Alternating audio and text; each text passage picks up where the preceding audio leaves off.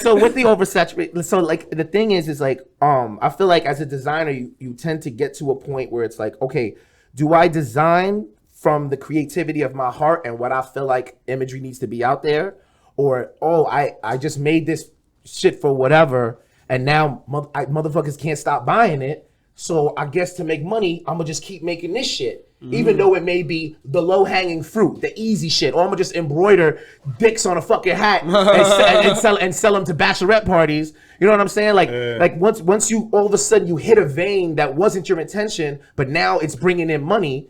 You have to decide: am I gonna stick to my creative process, or am I gonna make a shift and make this and get this bag? Yeah. So what do you feel about that when it comes as a designer to making that decision? I feel like I kind of been at that crossroad, I would say, like in the past couple of years, actually. Because right now, obviously, you know, people got more responsibilities. Like everything that I do, I have to be super intentional with.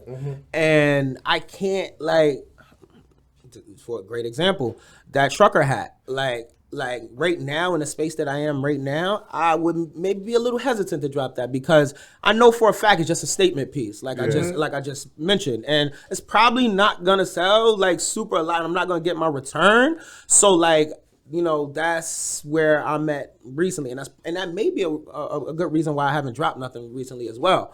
And I had an epiphany that reminded me, like, yo, bro, like this is what you do. So that's why, you know what I mean, I have something coming early May.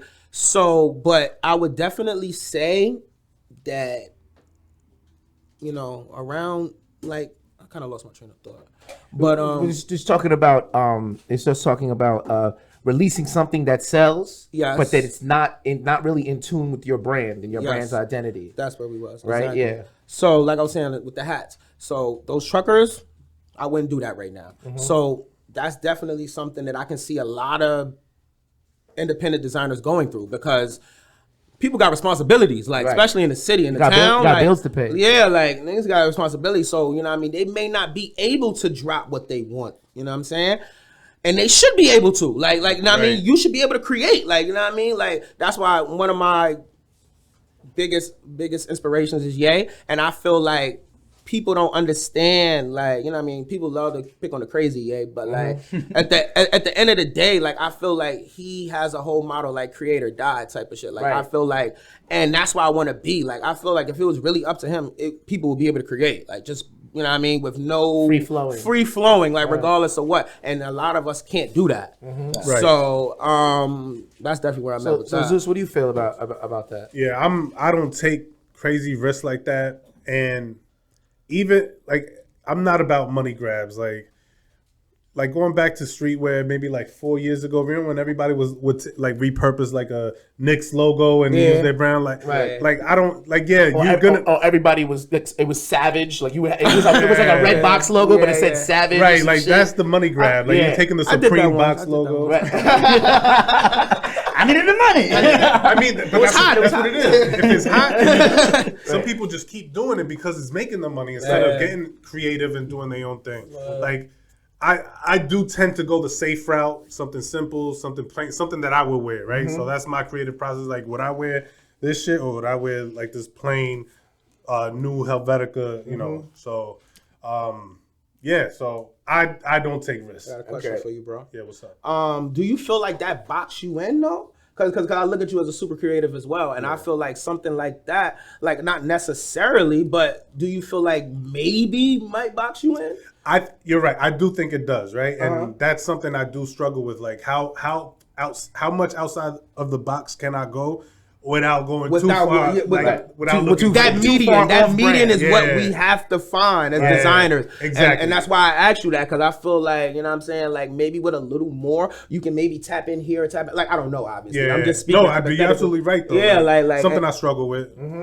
We all struggle with it. What's like the creative process? Like you get an idea, you have to sketch it out, and like at what point do you, like you said, like do you get an idea and you kind of can develop it and then realize, nah, this is not going to work and back off?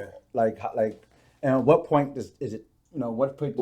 At what point is it a go? Like, oh no, this needs to be made. I mean, with us, because we're a study hall and it does revolve, like we can go like the collegiate direction, right?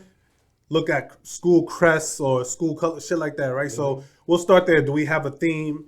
Like just a little inside information. Like one of the themes that we're developing is like high school clubs, like chess clubs, swim teams, shit like that. Right. So we find a theme that we're interested in, and then start researching, looking at different designs that's based around that, and then just start drawing something from scratch. Like I never want to repurpose something, take something that's already made and do it that way. We'll start it from scratch, and then look at different colors. If everyone agrees that all right, this looks good, we mock it up, put it on a shirt. All right, let's go for it. Let's print it and see how we do. And what programs are you using? Just so for those people who are thinking about stepping up, like what are those? Honestly, the main tool that you're gonna use is Photoshop and Illustrator. Right. Illustrator is a lot of the design, the line work, the vectoring, all that. Photoshop, you could do all the mock-ups. Honestly, I got to the point I could do a mock-up in Illustrator. So Illustrator does a lot. Just make sure that you vectorize your joints before you go to the printer, get it to size, whether it's an 8-inch design, 10, 20. So those main two. Speaking on that, that's actually super ironic because like I went to this Joe Fresh, one of my biggest inspirations as well. He had a workshop. That's where I got versed at Photoshop and Illustrator, and I was. Prior to that, which was a good chunk of my career, like I had absolutely, like I would play around, but like I had absolutely no knowledge of that. And the stuff and a lot of the designs that we created and we came out with, I couldn't even tell you how I came up with. I couldn't tell you. Some of them was like a random app that I was maybe high one day, messed with, I'm serious. It worked, obviously. And then like it's so crazy to me because I don't leave this part out when I speak to the youth and stuff of that part because like you say, it just shows that there's avenues. And it's stuff that you necessarily, you know what I mean? Like I said, this was like 3 years ago, that I actually became versed and able to actually create and do stuff for that matter in those industry standard programs. And like I'm saying, there's definitely avenues to, you know what I mean, create if it's not necessary. Right, those are not the only two. There's different, like there's apps that'll take a JPEG and vectorize it for you. Like you can do anything, bro. Like.